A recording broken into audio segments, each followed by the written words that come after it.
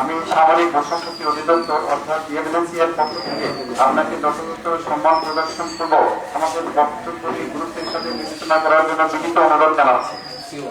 প্রথমত, বাংলাদেশ সশস্ত্র বাহিনী এদেশের এই সম্পদ এবং আমাদের প্রতি আপনার সমর্থন ও সহযোগিতা কৃতজ্ঞতা ভরে স্মরণ করছি।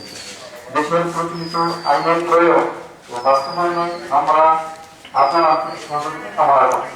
আপনি জানেন, মহামান্য হাইকোর্ট ডিভিশনের রায় মোতাবেক এই বাড়িটি যেভাবে আপনার নিকট সুস্পষ্ট হয়েছিল তা বাতিল বলে গণ্য হয়েছে। এছাড়াও আদালত আপনাকে বাড়িটি ছেড়ে দেওয়ার জন্য মানবিক কারণে যে সময় নির্ধারণ করে দিয়েছিলেন তা গতকাল 12 নভেম্বর অতিক্রান্ত হয়েছে। হাইকোর্টের এই রায়ের বিষয়ে সুপ্রিম কোর্টের আপিলের বিভাগে লিপ্ত এপিলের যে স্বীকারোক্তি দেওয়া হয়েছে তাতে হাইকোর্ট কর্তৃক প্রদত্ত রায়ে বাড়ি ছেড়ে দেওয়ার 30 দিনের যে সময় বেঁধে দেওয়া হয়েছিল তার কোনো উল্লেখ না থাকায় বাড়িটি ছেড়ে দেওয়া এখন অনিবার্য বলে আমরা মনে করছি।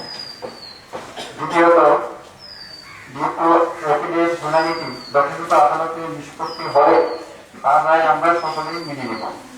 আদালতের বিচার প্রক্রিয়া রায়ের বিষয়টি সার্বিকভাবে বিবেচনা করে এবং বাংলাদেশ সেনাবাহিনীর সুউচ্চ ভাবমূর্তিকে অক্ষুণ্ণ রাখতে আমাদের বিনীত অনুরোধ, সুপ্রিম কোর্টের চূড়ান্ত রায় না হওয়া পর্যন্ত আপনি অনুগ্রহ করে সেনানিবাসের বাইরে